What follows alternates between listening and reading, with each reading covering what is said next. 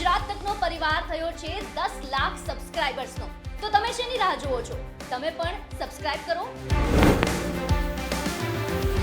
લોકસભા 2024ની ચૂંટણી નજીક છે. હવે ગણતરીનો સમય જ બાકી રહ્યો છે, ત્યારે રાજકોટ અને પોરબંદર લોકસભા સીટ પર જે ખૂબ જ સારી પકડ ધરાવે છે, પાટીદાર સમાજના ખૂબ મોટા નેતા છે તેવા જયેશભાઈ રાદડિયા આપણી સાથે છે. એમ સાથે વાત કરું. જયેશભાઈ, લોકસભા ચૂંટણી ખૂબ જ નજીક છે, કેવી તૈયારી છે ભાજપની, ખાસ કરીને રાજકોટ અને પોરબંદર સીટ પર?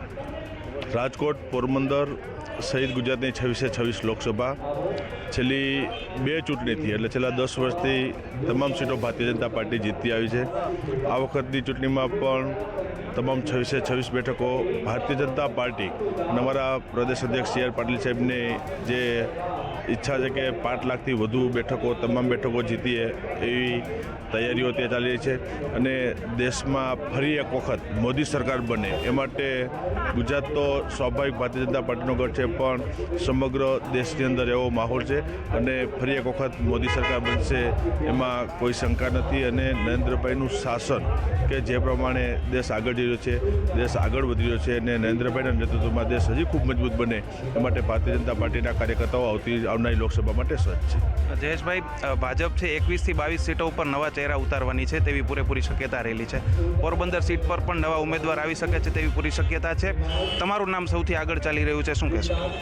કે વિધાનસભાની ચૂંટણી હોય કે લોકસભાની, ભારતીય જનતા પાર્ટી અમારા હાઈકમાન્ડ, પાર્લામેન્ટરી બોર્ડ જે નામ નક્કી કરે, જેને ટિકિટ મળે માટે ભારતીય જનતા પાર્ટીના કાર્યકર્તાઓ એ કમળને જીતાડવા માટે હર હંમેશા તૈયાર હોય છે.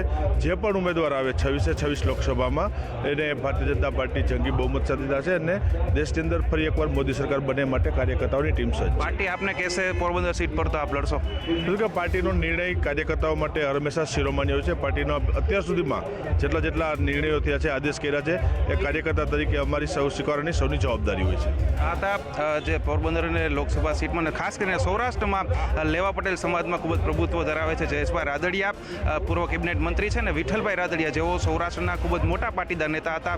2009 અને 14માં પોરબંદર સીટ પર લોકસભાના સાંસદ હતા. તેમના પુત્ર છે, તેમનું સ્પષ્ટ સંકેત આપ્યો કે જો લોકસભાની સીટ પર ભાજપ તેમને ટિકિટ આપશે તો તેઓ ચોક્કસથી લડશે. એટલે કે હવે પોરબંદર સીટ ઉપર જયેશભાઈ રાદડિયા ઉપર પાર્ટી જે પસંદગી ઉતારે છે કે કોઈ નવો જ ચહેરો સામે આવે છે તે જોવું મહત્વનું રહેશે.